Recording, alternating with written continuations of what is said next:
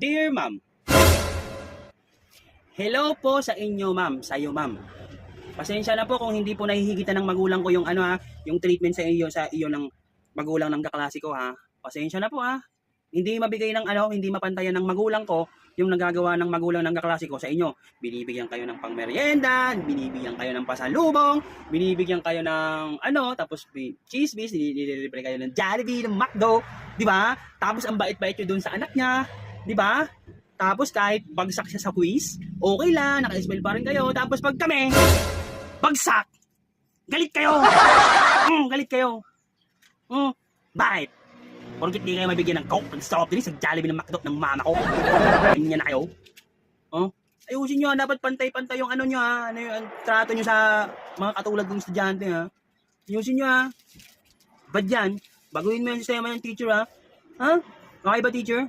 Okay ha? Baguhin mo yan ha. Love you!